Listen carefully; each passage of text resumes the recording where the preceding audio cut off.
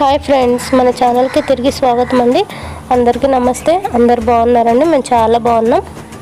ముందుగా ఒక చిన్న రిక్వెస్ట్ అండి, మన ఛానల్ కనుక ఫస్ట్ టైం చూసినట్టయితే రెడ్ కలర్ సబ్స్క్రైబ్ బటన్ ఉంటుంది, అది ప్రెస్ చేయగానే బెల్ ఐకాన్ వస్తుంది. అది ప్రెస్ చేస్తే నేను ఏ వీడియో అప్లోడ్ చేసినా కూడా మీ ముందుకు వచ్చేస్తుందండి నోటిఫికేషన్స్ ద్వారా. ఓకేనా ఫ్రెండ్స్? సండే అంటే మన ఇంట్లో ఖచ్చితంగా నాన్ వెజ్ ఉంటుంది కదా. నాన్ వెజ్ తినే వాళ్ళైతే ఒక వీక్ చికెన్ తెచ్చుకుంటాము, ఇంకో వీక్ మటన్ తెచ్చుకుంటాము.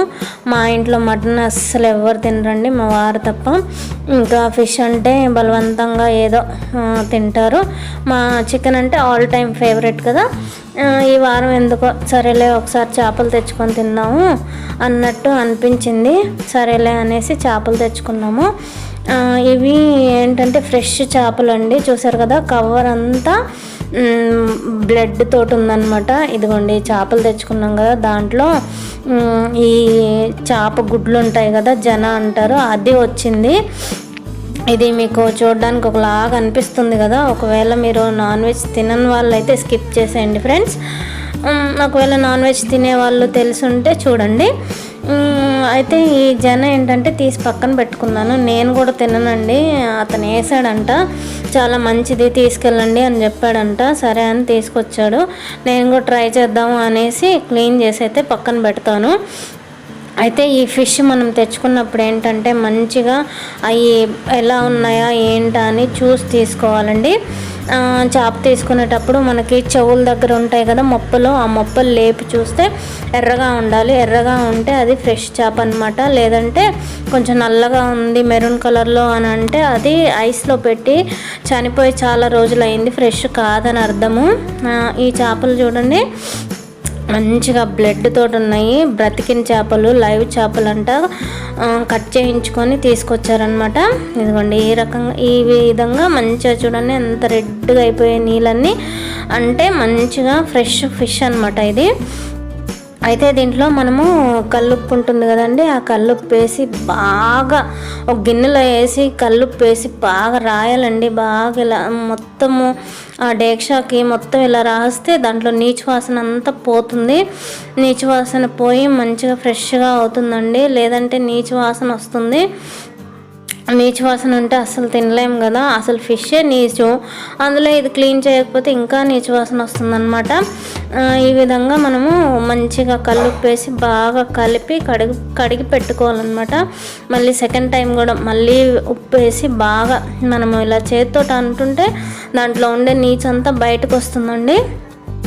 దీనికి ముళ్ళులు ఉంటాయి కదా, జాగ్రత్తగా చేసుకోవాలి. నాకైతే 2-3 సార్లు కుచ్చుకున్నాయి. అయినా మనం క్లీన్ చేసుకోవాలి కదా, అందుకని ఈ విధంగా చేసుకుంటున్నాను. మంచిగా దాంట్లో ఉండే నీచంతా బయటకు వచ్చేస్తుంది. చూడండి ఫస్ట్ ఎంత ఎక్కువ ఉన్నింది, ఇప్పుడు తగ్గింది కదా. ఇలా కడిగేసుకున్న తర్వాత ఏంటంటే దానిపైన మొప్పలు ఉంటాయి కదండి, ఇదిగోండి ఎగ్ది కూడా కొంచెం అలా చేసుకొని పక్కన పెట్టుకుంటున్నాను. తర్వాత క్లీన్గా కడిగేసుకుంటాను.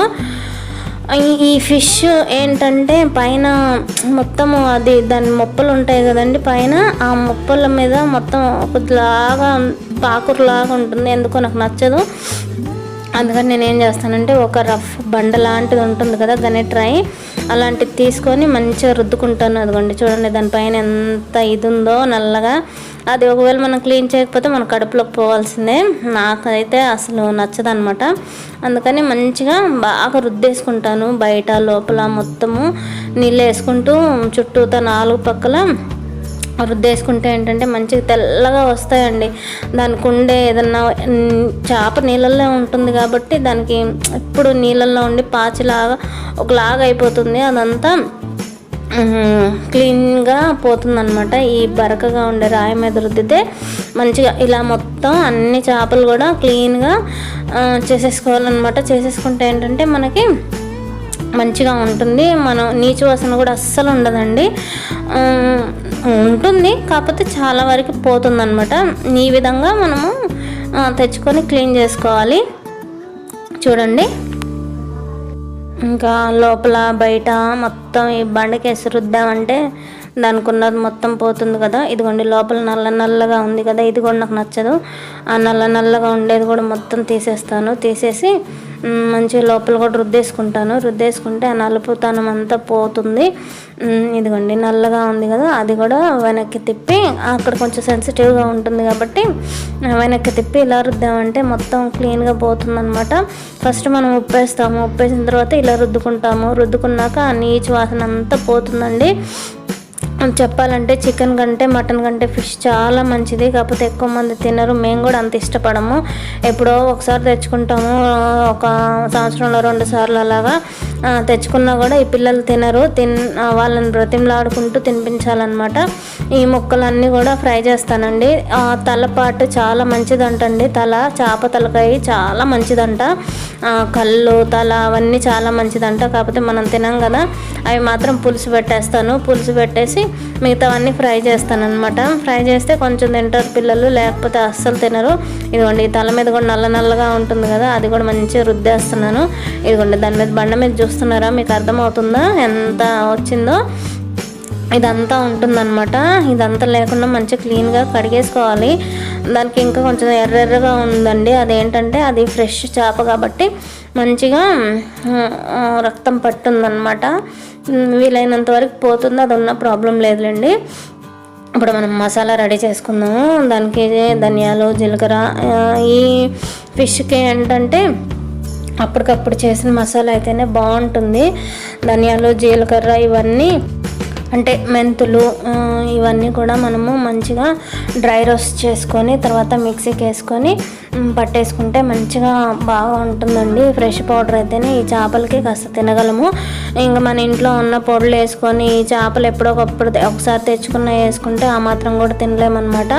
ఇదిగోండి మంచి ముక్కలు ఫ్రై చేయడానికి వీలైన ముక్కలన్నీ దాంట్లో వేసేస్తున్నాను. వేసేసిన తర్వాత మిగతావి తల 2 భాగాలు అవుతుంది కదా, ఆ 2 తలలు తోక 2 పీసులు వస్తుంది. 2 తలలు 2 తోకలు అయితే పులుసు పెట్టేస్తాను.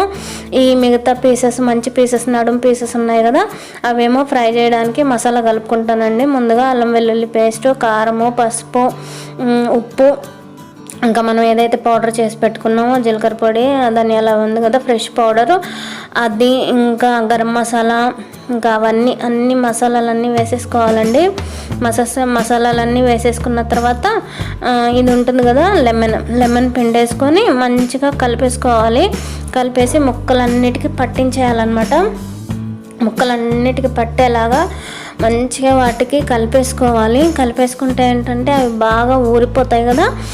నానబెట్టుకోవాలి 1 గంట సేపు, అరగంట, కనీసం 1 అరగంట అయినా పెట్టుకోవాలండి. అరగంట పెట్టేసుకుంటే మంచిగా ముక్కలకి పులుపు, ఉప్పు, కారం, మసాలాలన్నీ పడతాయి.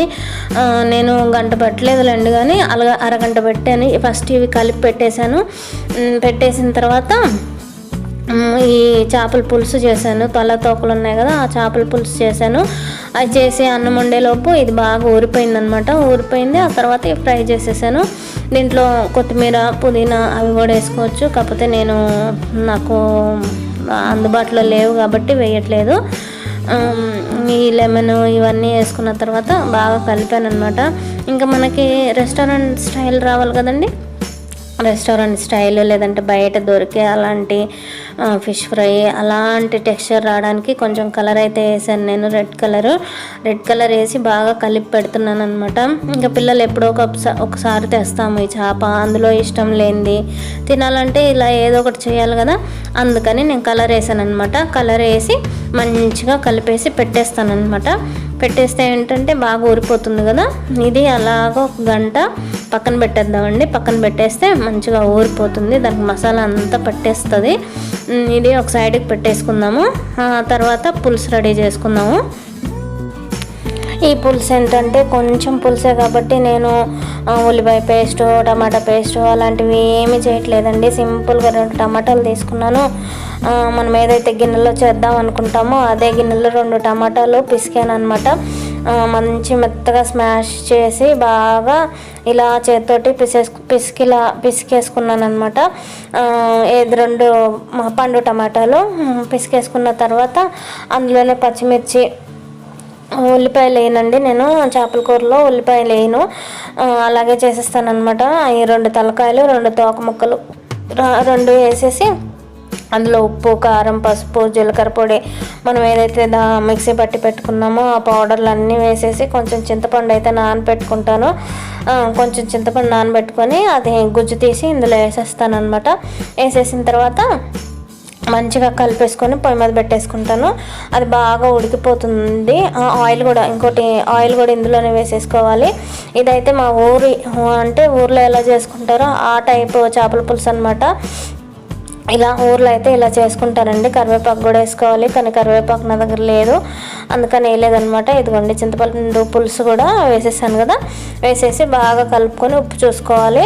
ఉప్పు తగ్గిందంటే తర్వాత మనం కలపలేం కదా, కలిపితే ఏంటంటే ఈ చేప ముక్కలు అనేవి చెదిరిపోతాయి కదా, అందుకని ముందే ఉప్పు చూసుకొని ఎంత నీళ్ళు కావాలో అంత వేసుకొని పొయ్యి మీద పెట్టేసుకొని బాగా ఉడికించుకోవాలి. ఇదిగోండి ఉప్పు చెక్ చేస్తున్నాను నేను. ఒకవేళ ఉప్పు తగ్గిందంటే ఇంకొంచెం వేసుకుంటున్నాను. తర్వాత లాస్ట్లో దింపే ముందు కొంచెం అది మన మసాలా ఉంటుంది కదా, ఇంకొంచెం అది తీసి పెట్టుకోవాలి. ఆ మసాలా కూడా వేసేసామంటే అయిపోయింది. ఇదిగోండి ఇవన్నీ ఈలోపు ఒక 45 నిమిషాలు అలా అయింది. అయ్యాక ఇది మంచిగా కార్న్ఫ్లవర్ ఉంటుంది కదా, కార్న్ఫ్లవర్ అన్న బియ్యం పిండి అన్న మనకి ఏదో అందుబాటులో ఉంటే అది, నా దగ్గర అయితే కార్న్ఫ్లవర్ ఉంది. ఆ కార్న్ఫ్లవర్ కొంచెం వేసేస్తే మనకి ఆ మంచి టెక్స్చర్ అనేది వస్తుందన్నమాట. ఫ్రై అయ్యి బాగా గట్టిగా ఉంటాయి కదా పీసెస్, అలా అయితే వస్తుంది.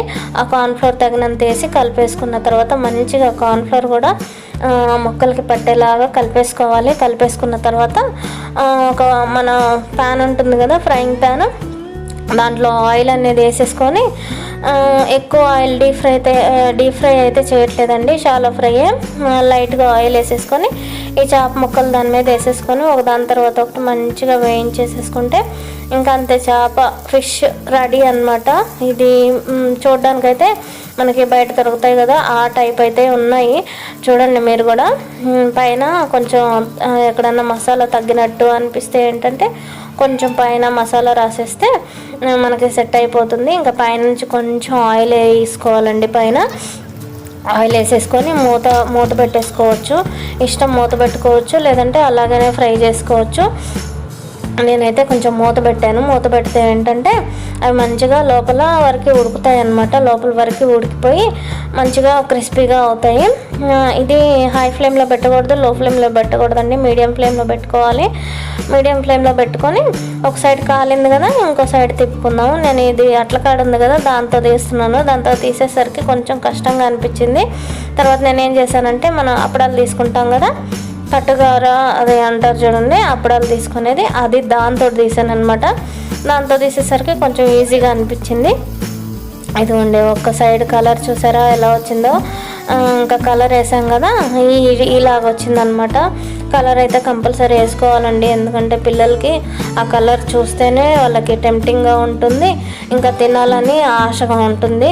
లేదంటే ఇంకా మనం బతిమలాడుతూ బలవంతంగా తినిపించాల్సి వస్తుంది. ఇలా చేసేసరికి మా పిల్లలు తిన్నారు, కొంచెం పర్లేదు. అలా ఈ విధంగా మనము ఈ ఫిష్ అనేది తెచ్చుకొని క్లీన్ చేసుకొని చేసి పెడితే పిల్లలు చాలా ఇష్టంగా తింటారండి. అంటే కష్టంగా ఉన్నా కూడా సర్లే కొంచెం బాగుంది కదా చూడడానికి అన్నట్టు తినేస్తారు. ఇదిగోండి లాస్ట్లో ప్లేట్ అయితే ఇలా డెకరేట్ చేసుకున్నాము. ఆనియన్స్, పచ్చిమిర్చి, నిమ్మకాయలతోటి ఇలా పెట్టేసుకునేసరికి దానికి లుక్ సూపర్గా వచ్చిందనమాట. మీకు ముందే చెప్పినట్టు రెస్టారెంట్ స్టైల్ అనుకోండి, లేదంటే బయట బండ్ల మీద దొరికేది అలాగనుకోండి, ఆ లుక్ అయితే వచ్చింది అనుకుంటున్నాను. ఇలాంటి మంచి మంచి వీడియోస్ కోసం, మరిన్ని వీడియోస్ కోసం లైక్ చేయండి, షేర్ చేయండి, సబ్స్క్రైబ్ చేయండి అండ్ సపోర్ట్ చేయండి ఫ్రెండ్స్. మీ సపోర్ట్ నాకు చాలా అవసరం. Bye, thank you.